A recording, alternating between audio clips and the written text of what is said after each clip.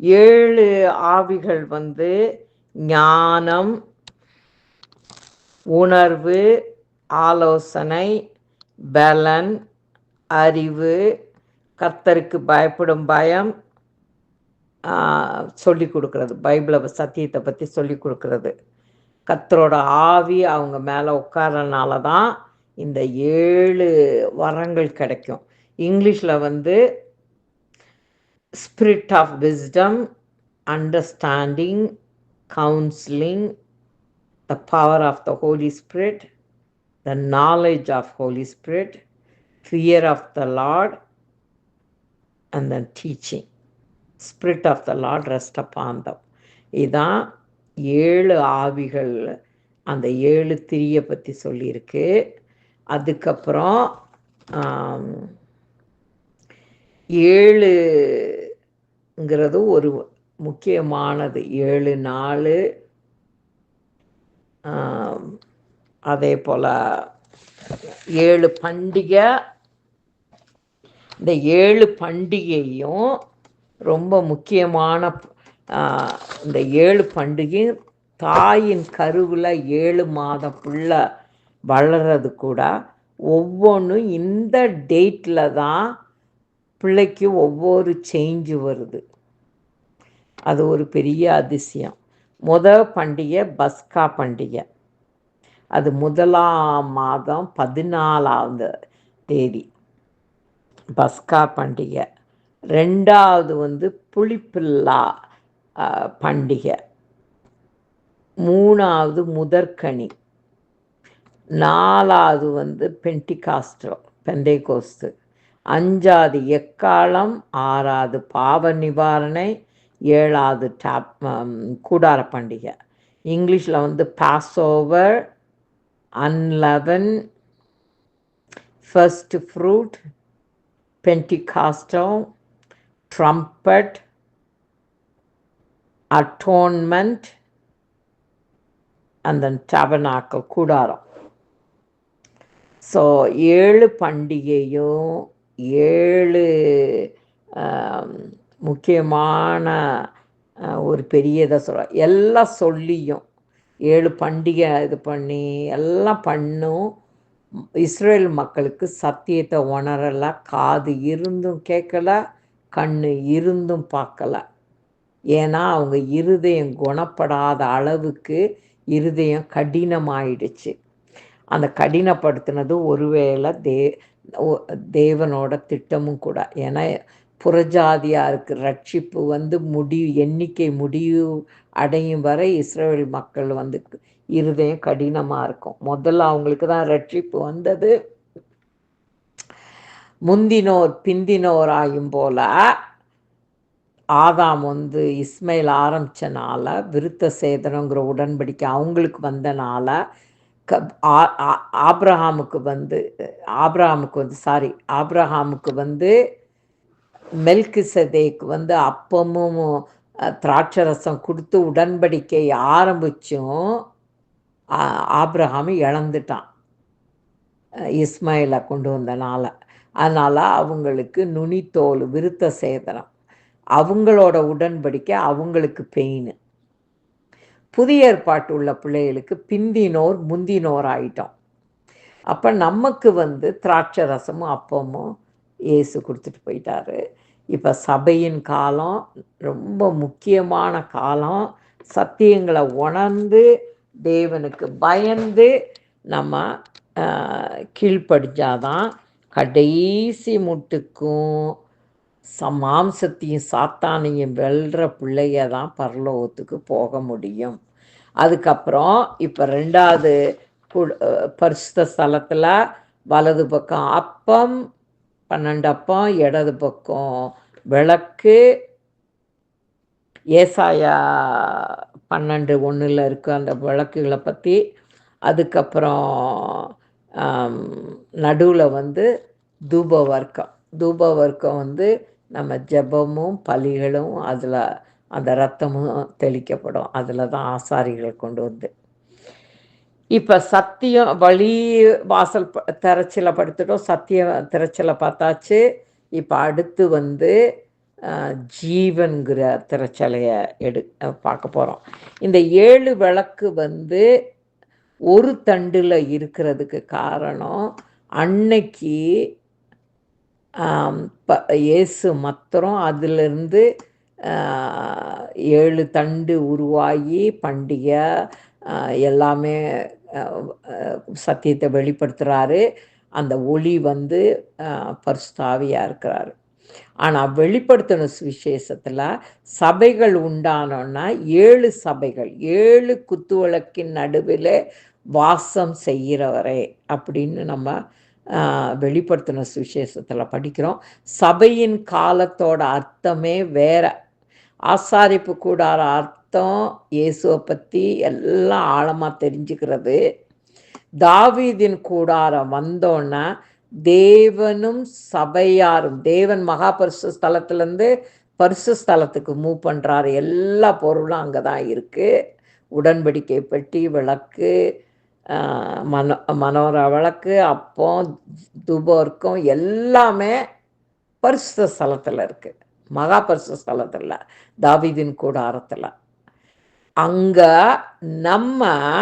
நம்மளை கடவுள் 2 பீட்டர் 9 ஆசாரியர்களாகவும் ராஜாக்களாகவும், வெளிப்படுத்து சுவிசேஷத்துலையும் சொல்லியிருக்கு, ஆசாரியர்களாகவும் ராஜாக்களாகவும் நம்மளை அழைச்சி நம்மளே ஆலயம் சொன்னா நம்மளுக்கு ஆசாரியர்கள் தேவையில்லை. அதனால தான் தாவீதின் கூடாரத்தில் திரைச்சீலைகள் கிடையாது. யாரு வேணாலும் உள்ளே போகலாம், எல்லாரும் பரிசு ஸ்தலத்துக்கு போகலாம். அங்கே நம்ம உள்ளே போக ஆரம்பிச்சோன்னா நம்ம ஆசாரியர்கள். நம்ம உள்ளே போய் அங்கே தேவன் இருக்கும் சன்னிதானத்துக்கு நீ போக போக நீயும் தேவனும் உறவாடும் இடம்தான் சபை. ஏன் சபை ஜெபிக்கிறோம், பாட்டு பாடுறோம், வேத வாசனை கேட்குறோம், இதெல்லாம் ஏன் நடக்குன்னா தேவனும் நீயும் உறவாடும் சந்திக்கும் இடம் சபை. அதான் தாவீதின் கூடாரம். இப்போ அடுத்து இதை முடிச்சிடறேன். 3வது உள்ள சிலை ஜீவன்கிற சிலை. அதுக்குள்ள பொன்னால் செய்யப்பட்ட உடன்படிக்கை பெட்டி, அதன் மேலே மூடி மேலே இரக்கத்தின் இருப்பிடம், 2 சேரப் இருக்காங்க.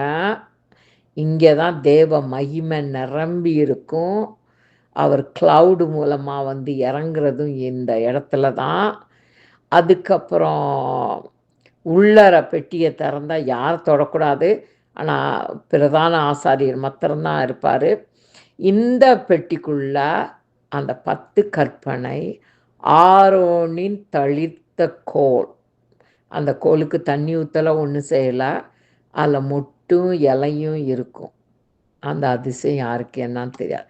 அந்த ஆரோனின் கோல் தேர்ந்தெடுக்கப்பட்ட ஜாதி, அதுக்கு அர்த்தம்தான் அந்த ஆரோனின் கோல். அந்த தேர்ந்தெடுக்கப்பட்ட ஜாதி யாருன்னா நீங்களும் நானும்.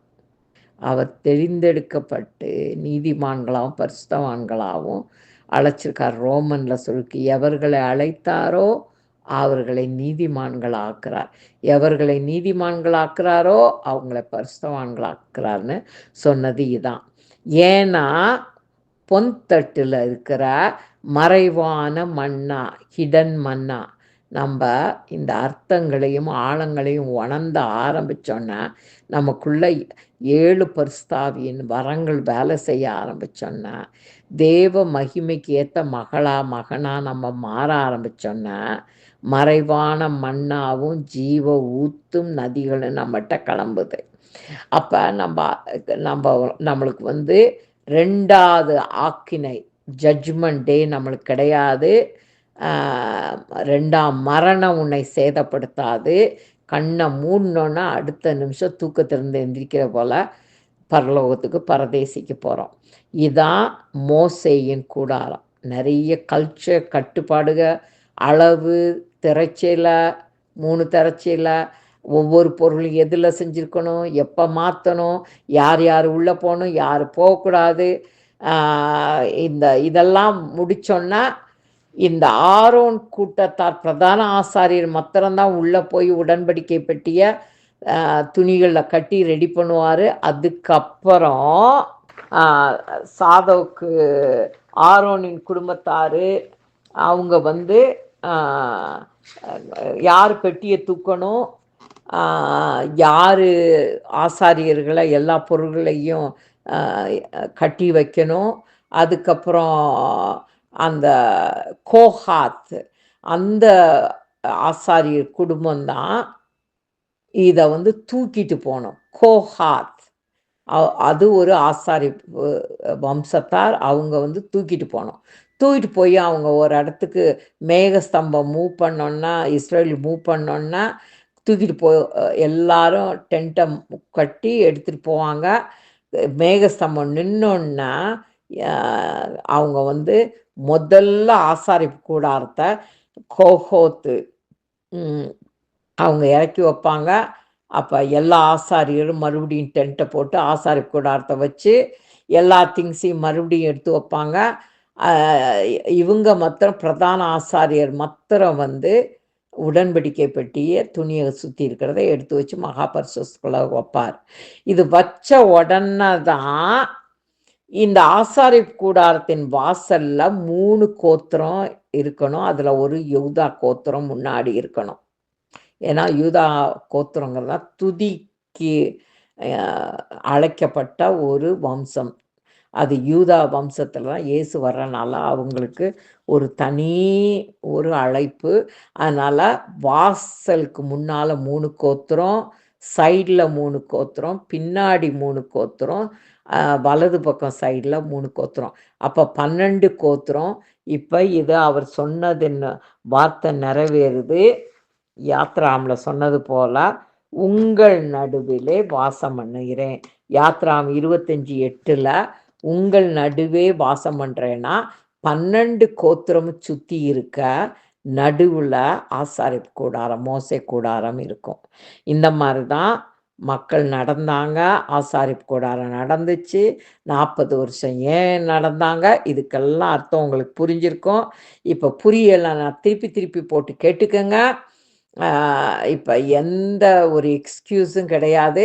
நம்ம முழுக்க நீங்கள் இப்போ பதிவு பண்ணனால திருப்பி போட்டு கேட்டு அறியாத மக்களுக்கு கூட கொடுத்து நீங்கள் உட்காந்து இதை பார்த்து அர்த்தங்களை தெரிஞ்சுக்கணும்.